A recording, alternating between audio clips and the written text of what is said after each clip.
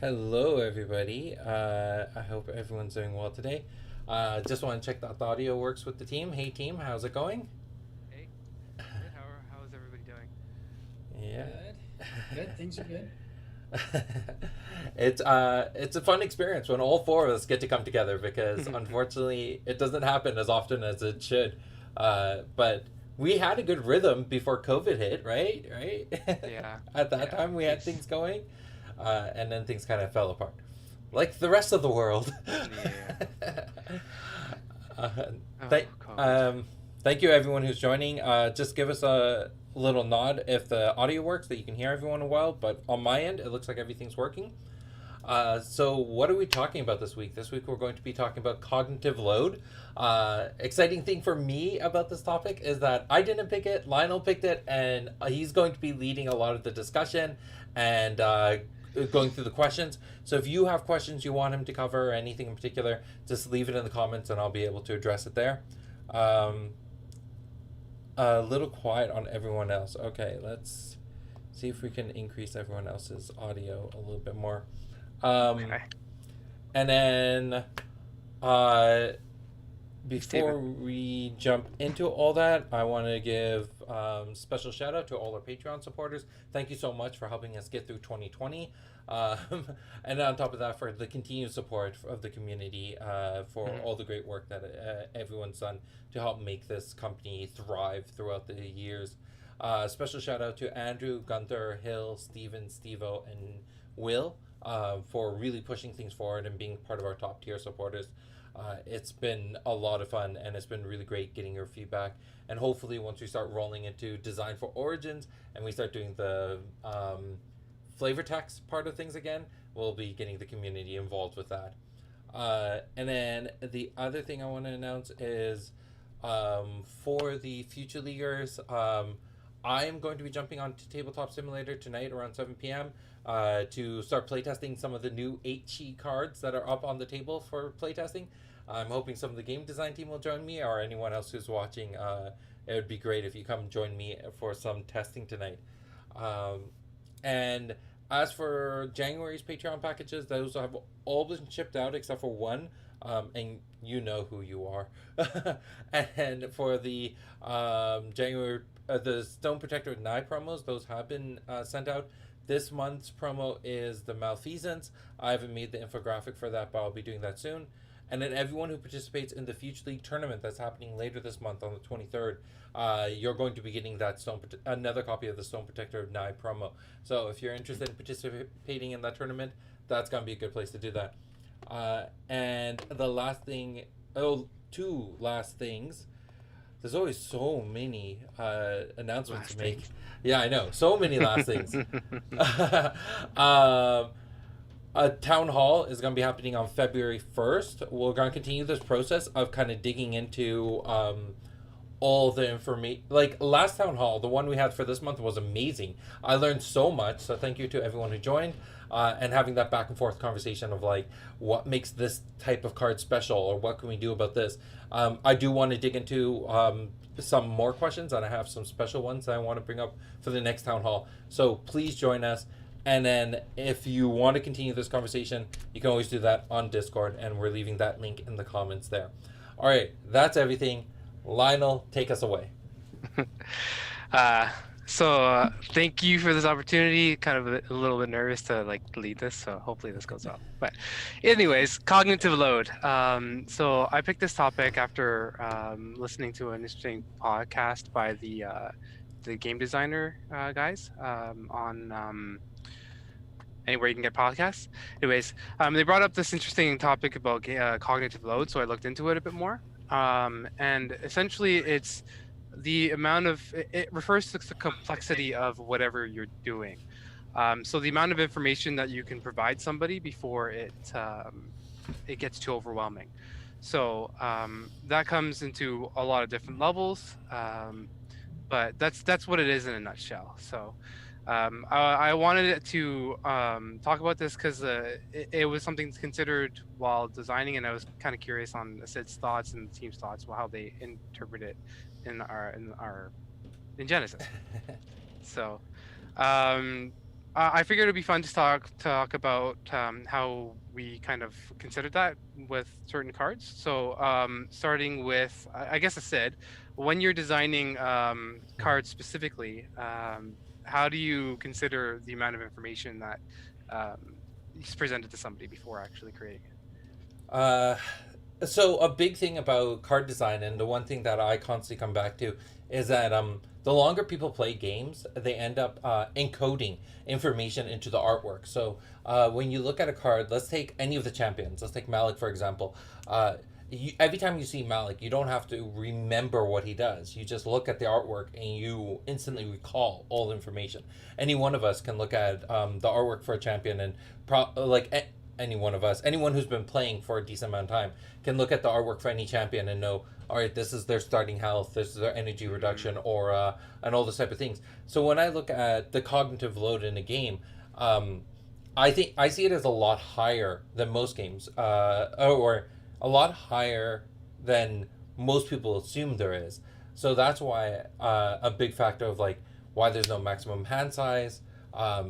It came into the regards that I give players the benefit of the doubt. I'm pretty sure that they're able to remember all the things that are in their hands.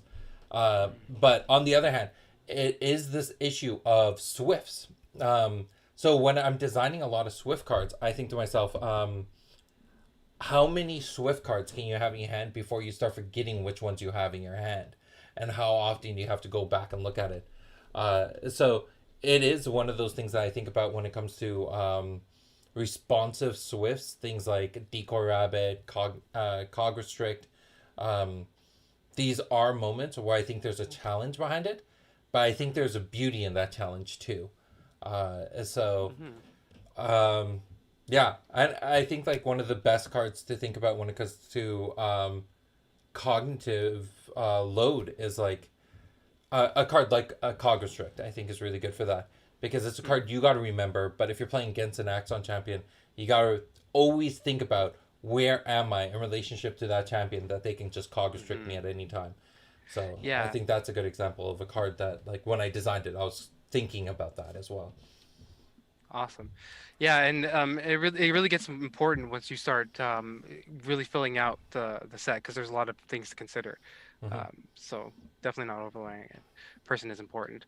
JC, through developing, creating any cards, what kind of things do you consider when you're trying to mitigate how much information is being put towards a person, essentially cognitive load? So when it comes to cognitive load and how much information we're presenting, perhaps on a design of a card, I come back to when we design cards and what complexity level of card we want as well. So we do know that there's cards that are designed for, something that's very simple and that or our vanillas, and then you get those high complexities that something like a Necrolich or even getting into temporal relocations where you're now dealing with, instead of straight damage or a straight attack, you're dealing with things actually moving on the board in responses to other cards occurring. I also look at cognitive load when it comes to even building outside of the game. If you look at what we did with Raze and the forethoughts in that, how much can we do with the forethoughts? How are we going to have that interact with the game and making it simple for people to understand what it's about as well? Yeah, very cool. Do you have any instances that like how do you approach that, Carl? Specifically, cognitive load from cognitive load. Well, I think that there is a little bit of grace as far as the card is only so big, so you can only put so much information onto something that big, right? So I don't think we can necessarily overdo it too much, although there are some rules that we came up with where I think it's 3 abilities. Is it anything more than 3? We have to double check in our I can't think of what the term is off the top of my head. We had this list. The QA checklist. Yeah. So so there's But I think it's a bit of an Achilles heel for me because I would tend to lean towards being able to take in more information. So at the beginning, there were quite a few cards that we had to scale back. Like I'm thinking of Rapier Precision and even Vorpal Blade. Malfeasance, I think, was really complicated at first, and we really had to scale back. So I think All of your for me, cards. that's what I mean. Like for me personally, I'm not saying that I'm able to process more information, but that's sort of where I like to be as far as the game goes. Right? Yeah. I'll play games that have 60 pages rule books, right? Whereas there are lots of people out there that won't play a game if it's got more than one page rule book. For sure. So, so I've had to scale that back quite a bit. I've definitely fallen into that too, where I've had to scale back. There's been so many times where, like, I've been over designing. I think is a part of this, where I've over designed cards and had to scale back.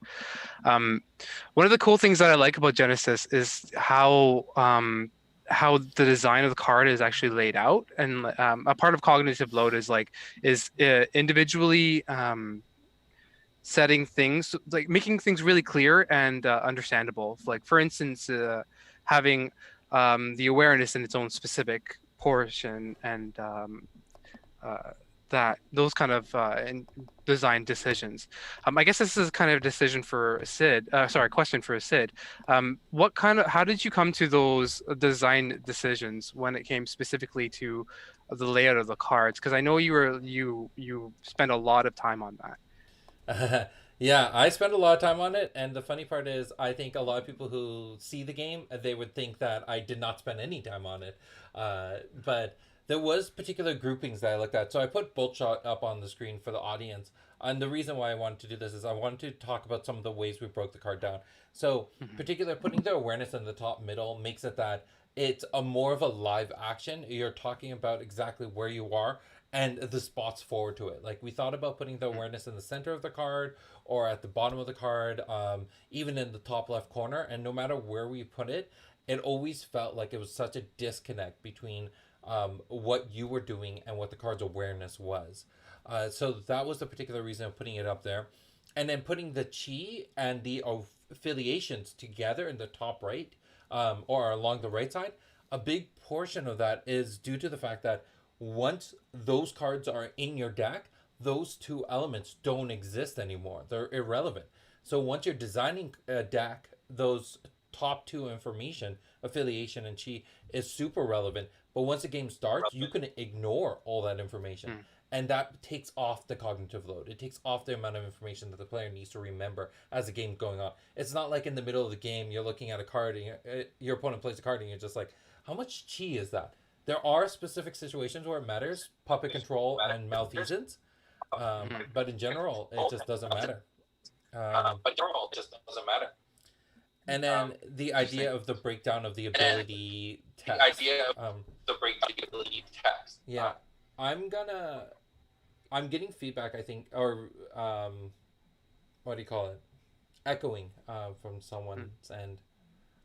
Anyways, so with the ability text, the idea that all abilities are written the same way with speed on the left side, cost on the right side, and name in the center, makes it that it should be easy to pick up and catch things right away.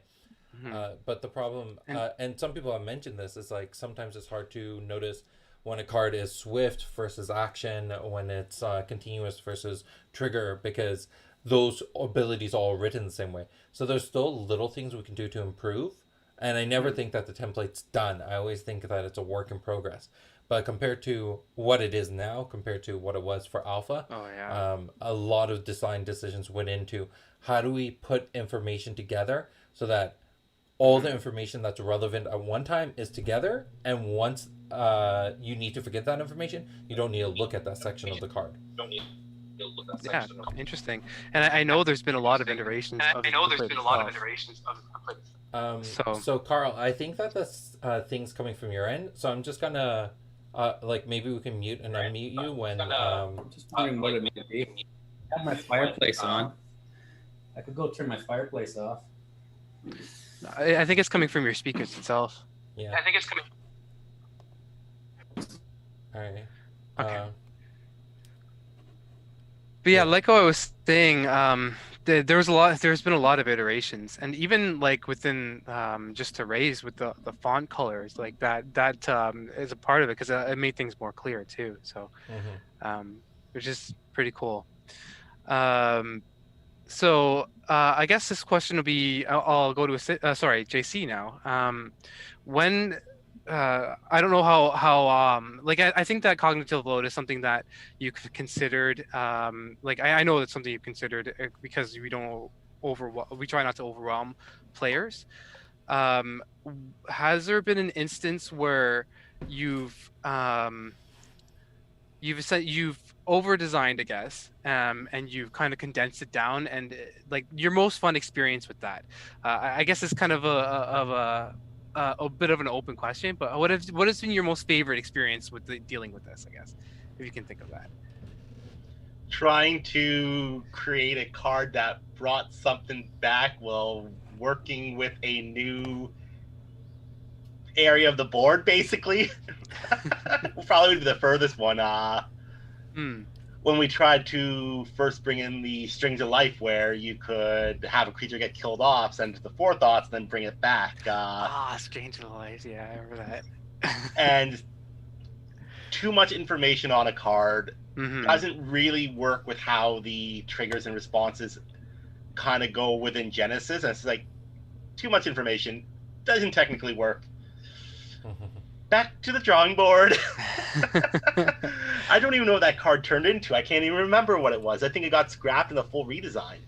No, it's still sitting in the backlog somewhere. Oh, it is? Yeah. Yeah, I don't think it was actually published, but yeah, it's still there. Yeah, after like Necrolich and what he can do, let's just keep away from bringing things back that die. So, in the specific instance of Strings of Life, what kind of learnings did you get from that? Keep it simple, stupid. We don't have to reinvent. We don't have to reinvent the wheel in the game. The elements are there. The only time we need to really reach out into a design space is that if we're getting something that we want a bit more of a complex or a meaty card, but we still have a lot of unexplored space as well. Yeah. We don't need to add another resource of some kind of I don't know, whatever in that into the game or anything like that. I really like how you brought keep the KISS mentality, keep it stupid simple, because I think that is a big part of it. So we actually have we actually have a certain amount of complex cards that we put into the game, and non-complex cards that we set out early on in the design development. So that's also another way to kind of mitigate this whole cognitive load issue. Yeah, and Carl, do you have any like favorite instances like of a card you created, like you started off complex and then it kind of condensed into something more refined? Well, I did mention a few there a couple minutes ago that did that with. If you could pick one, what would be your best?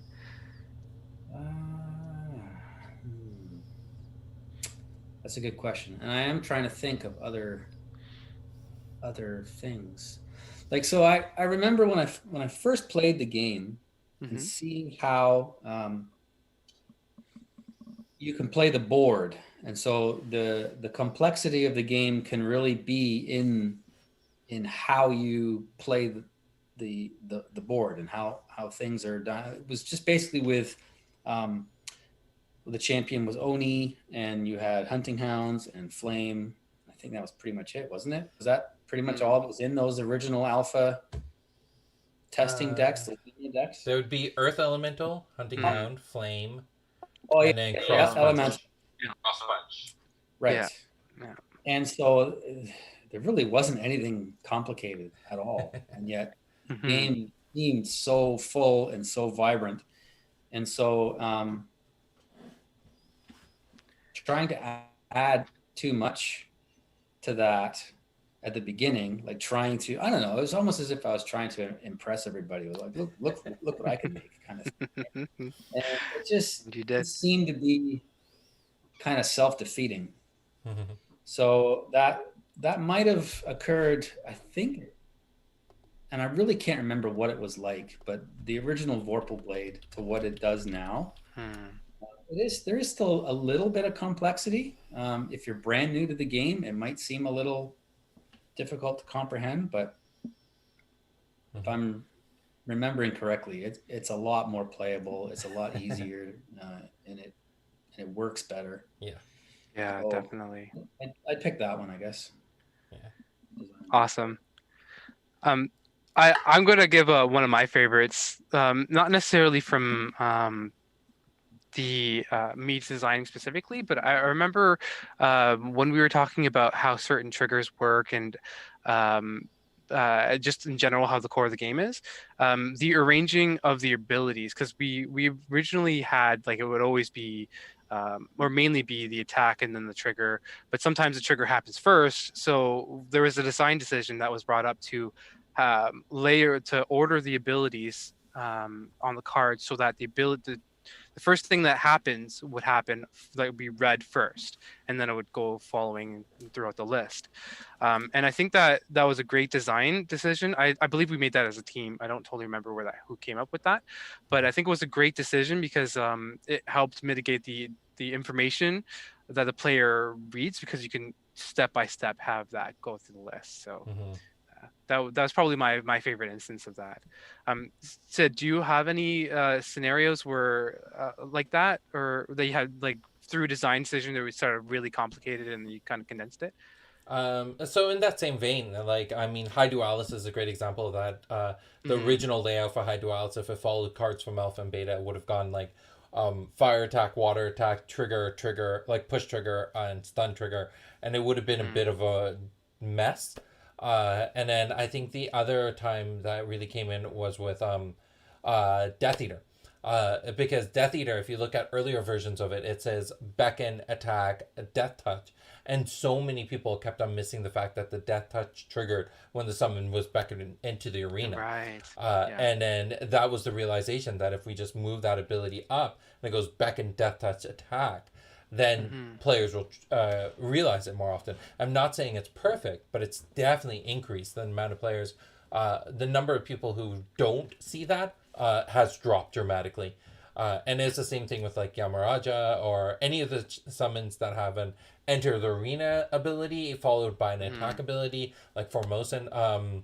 That was a big thing. So I think those cards, doing that kind of setup, because one thing that is kind of unique to Genesis is the fact that we have multiple abilities. A single card can have multiple costs, like Subjugation Strike or High Dualis, and each ability can trigger into completely different things.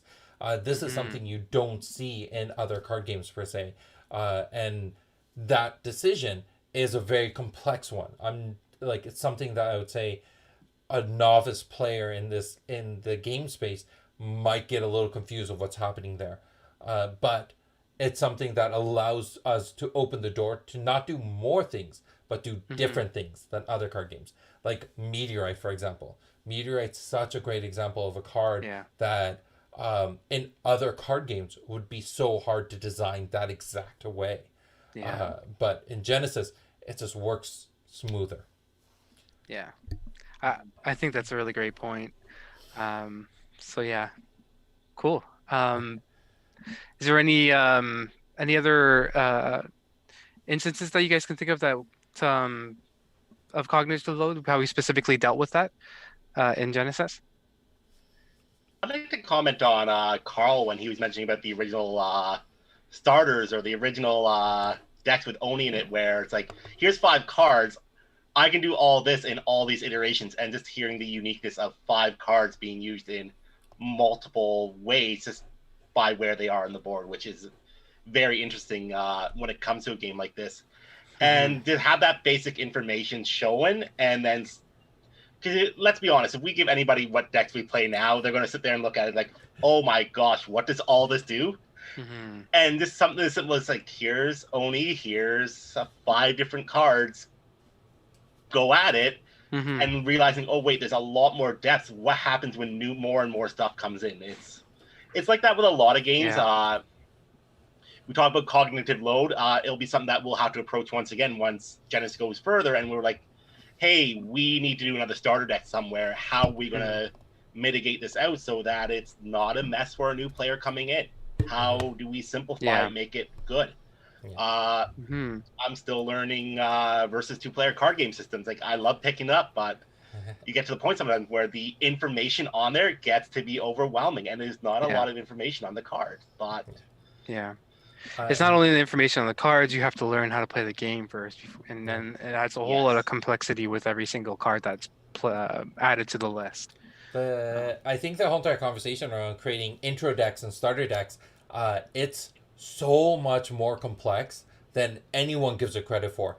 It's so complex that at points I've just wanted to give up and be like, I don't even want to do starter decks anymore. I don't even want to do demo decks. Like, it's such a difficult conversation because on one end, like, the Oni decks were great, but for so many people, they played the Oni deck and they would have two responses that I always dreaded. One, they would play it and be like, oh, this is super simple of a game. Let's pick it up and just start playing it. And it's like, no, it's not a simple game. We just gave you a very simple deck. Or the other response is that, oh, so this game is just, magic with a board. Like, it is just walk up and punch your opponent. And it's like, no, there's a lot of depth to it. But you don't see that until you start expanding into other cards. Yeah. It just goes down to how important first impressions are, and I never even considered that, and it makes sense why it'd be so complex for something like that. So, so I was going to say with the demo decks, teaching people how to play. The first few conferences where I was teaching people how to play with a demo deck, compared to, what was the last one we did? Was EGLX 2019. So the process of simplifying teaching someone how to play and doing it in an order of how the game, right? So like teaching them how to beckon and how to move and just like everything involved, like doing it in an order where they can process it and then be ready for the next thing, and then process that and be ready for the next thing, and it just kind of builds. So learning how to do that efficiently was interesting without even knowing much about this actual concept, and especially this term, because this is a term. But then the other thing that I wanted to say was I did look at a few videos. And they were talking about a thing called neuroplasticity, okay, which is your behavior can physically alter the structure of your brain, so the neural pathways. So as you're playing a card game like this, that is different, there's actual structural things that are happening in someone's brain, and then the more they do it, you create like a neural pathway that then you can start something new and then start something new. So there is this idea of you are expanding somebody's cognitive ability by playing a game like this. Right? And that's definitely true. That also applies a lot when you think about cognitive load, because it matters in the regards of allowing us to make more complex things. If people's cognitive load could not adapt and expand and change depending on what they do, then the card game would have to stay very simplistic for a long period of time. But with the opportunity that more experienced players can do more complex things, it allows us to then expand and push cards. So something like when the game first came out, we couldn't make a card like I'm thinking Yamaraja or High Dualis or stuff like that. It would have been challenging to put those into alpha. But once Welcome to Jailar comes out and people are a little bit more comfortable with how attack abilities work, okay, let's now put a little twist onto it. And then people get more comfortable with how the arena works. Okay, let's make a card like... I'm trying to think of a good example. Temporal Relocation. I guess Temporal Relocation was an alpha as well. But like there are ways that we could expand things as players get better at the game. And that's why if you got a new player sitting down and trying to teach someone, it's like if they have no background in collectible card games it becomes so much harder to teach them how to play Genesis compared to someone who's already has a background in, just say, Yeah. Magic or Yu-Gi-Oh, Pokemon, and they've been playing it for Yeah. 5 years or 10 years. All of a sudden, the rules start flowing so much faster. You can teach the game a lot quicker, and you can start going into more depth and complexity. So that's where that neuroplasticity comes in, and the reinforced axons in someone's brain as they learn a particular skill set. Yeah. So this whole theory and concept of cognitive load goes really far, and it's applied to almost everything. Yeah. So it's pretty intense on how the entire thing works. But, yeah. So for people who didn't know, I almost did a minor in cognitive science when I was in university. So that's why I like a lot of these things. It's like, yeah, I studied these for a little while. I did psychology, I did cognitive science, and AI. So it's not too far of a grasp. All right. I don't know if you have any more questions, but I got one out there, if you don't mind. But definitely. So we've been discussing really hard on how we've been very actively trying to mitigate cognitive load in the game. But I'd love to throw this out there. And not just Genesis, but any game. Where does cognitive load, like increased cognitive load, benefit the gameplay? Increasing cognitive load, like, I mean, you mentioned it before that if especially with the starter decks, if you were to have too low of a cognitive load per se, things get stale and then people pick it up and they think it's like too simple of experience. But if you increase the amount of cognitive load, if you do it properly, then it can heighten the experience for players, or in whatever you're doing. Because the last thing you want somebody to do is become bored with what they're doing, especially when it comes to playing a game, because you want the experience to be fun. So increasing the cognitive load and doing it properly really heightens certain experiences. Cool. JC, Carl? So when do we increase the cognitive load? Basically, by time we have a base with what we're dealing with already. Again, as I went back, if we give anybody who started the game one of our decks, they'd probably like, great, what does this all do? So it's once they have a grasp of at least of the basic concepts of what they can do, then you can start kind of saying, hey, that's great, you have this. Let's add one or two more things in, perhaps, of what you can do in the long run. Again, I use versus two-player card game system as one of my bases now for some of my theory behind cards.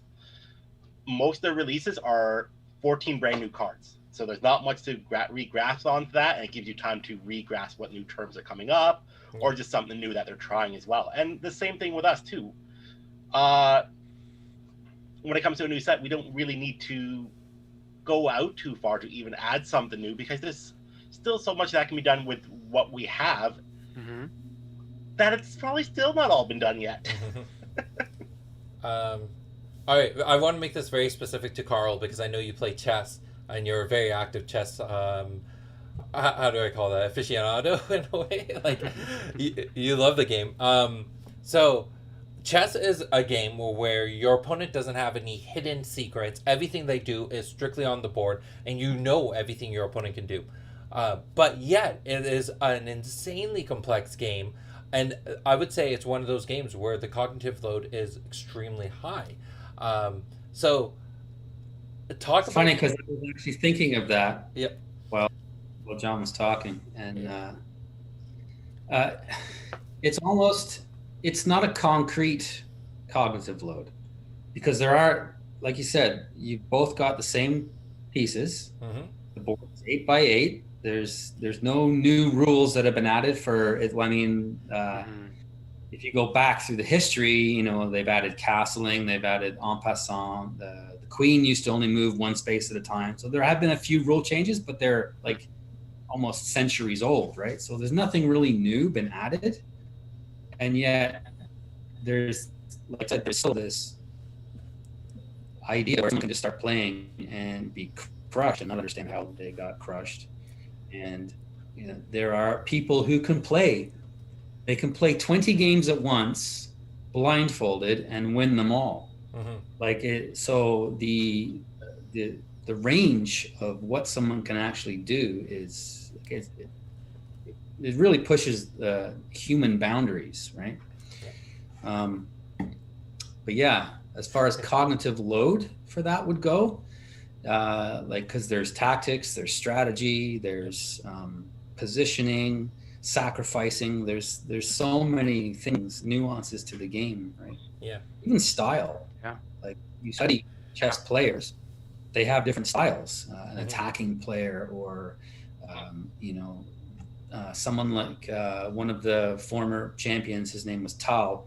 He was renowned for making these crazy sacrifices and just going like all out to attack and overwhelm. So that's what I like about there's definitely a connection with Genesis in that regard, where there's there's a card pool, and it's a lot more than just the 16 pieces you've got, but at some point it transfers into being able to think ahead, right? And as far as the cognitive load goes with that, I think that is something that some people can push themselves further than others. And it sort of becomes a bit of a risk for us as designers when we're adding more cognitive load to the game. There are people that are going to want that, and there are other people that are going to be, it's too much. There's too many changes. Like there was a miniatures game that I played a lot 2 or 3 years ago, and I've stopped because they're constantly changing the rules. Almost all of the cards that I have are no longer valid because they've just completely changed what each unit can do, and I gave up trying to keep up, right?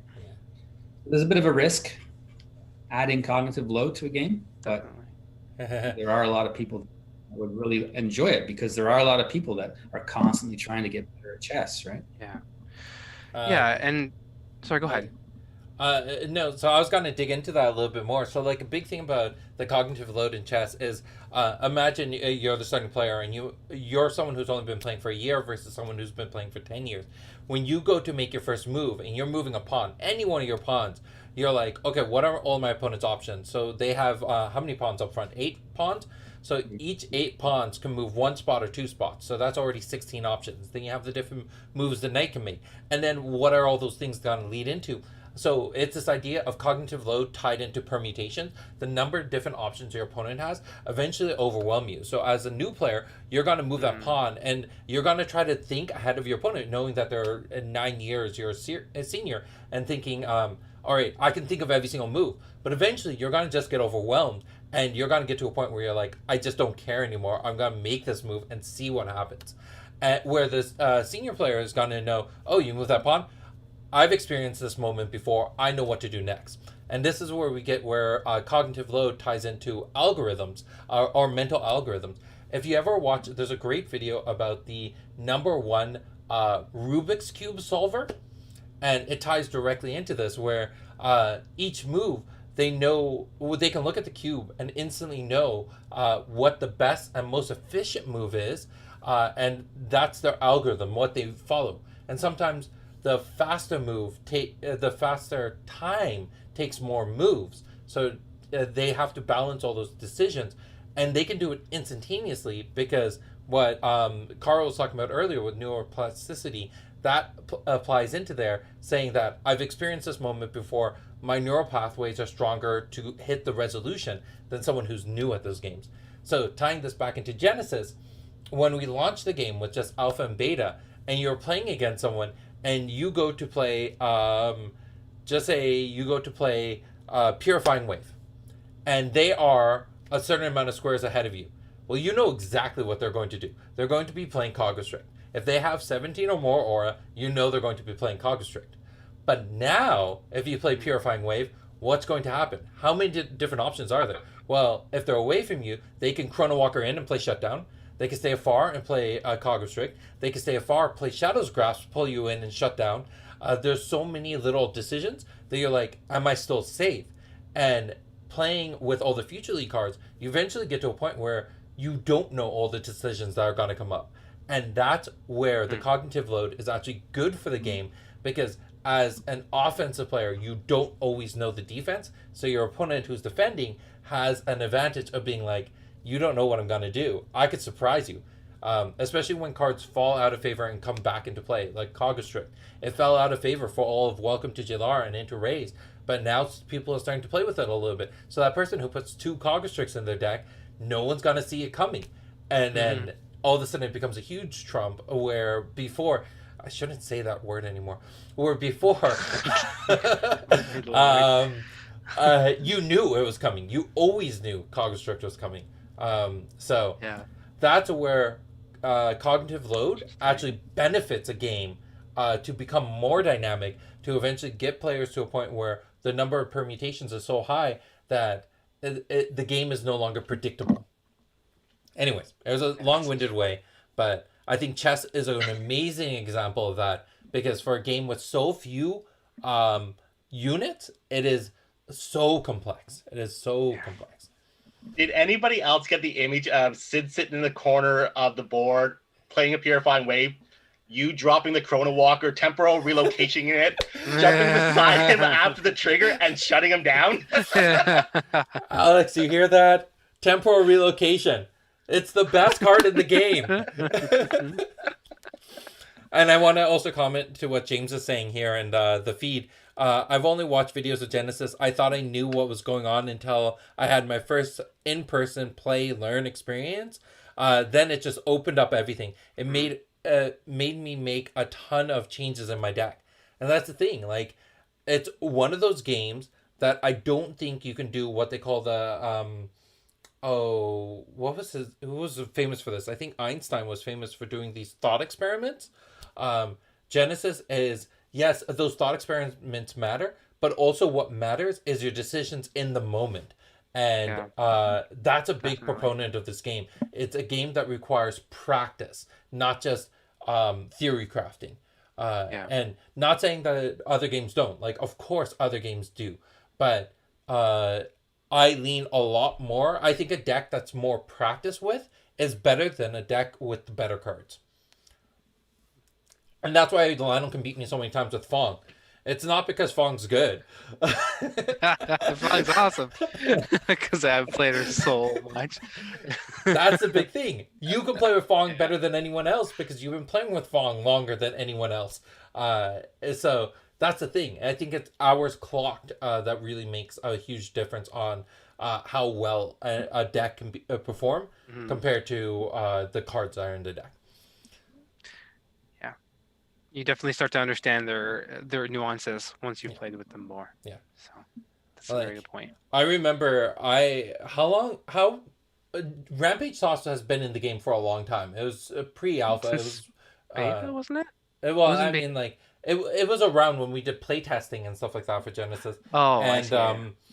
It was one of those cards that I didn't understand the depths of it until my brother started playing with it and started doing all these crazy shenanigans. And I was like, wait a second. There's so much you can do with this card beyond just tossing your opponent.